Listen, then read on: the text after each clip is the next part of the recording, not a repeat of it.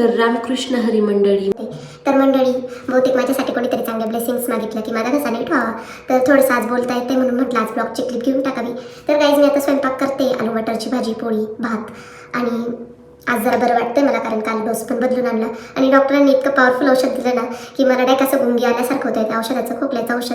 खूप जण आहे ना मध्यंतरी जे सरकारीमध्ये खोकल्याचं औषध भेटायचं ना, ते असं नशा म्हणून वापरत होते, कारण त्याच्याने ना खरंच खोकल्याचं औषध इतकं पॉवरफुल असतं ना, असं डोकं बनल्यासारखं होतं. तर रात्री पण मला त्या औषधाने इतकी गाढ झोप लागली होती ना की काना पलंगाच्या खाली पडलं तरी मला म्हणजे जाग आली नाही की तो मुलगा खाली पडला असं. तर खोकल्याचं औषध इतकं खतरनाक असतं, जे पॉवरफुल असतात. ते आधीचं नव्हतं पण आताचं खूप जास्त पॉवरफुल दिलं औषध. तर त्याचा फरक पण तसा पडला आहे. माझ्या घशाला बराचसा आराम मिळाला आहे. तर गाईज, लाईक करा, कमेंट करत जा. आणि बाकी मी माझ्या यूट्यूबच्या ज्या मोठ्या ब्लॉगमध्ये त्यात मी माझ्या कॉन्टेंट क्रिएशनची जर्नी कशी सुरू झाली, मध्यंतरी कसं बंद पडलं होतं आणि परत मी कसं सुरू केलं, त्यात घरच्यांचा सपोर्ट कसा आहे ते सर्व सांगितलं आहे. तर मोठा ब्लॉग पण नक्की बघत जा गाईज. मोठा ब्लॉग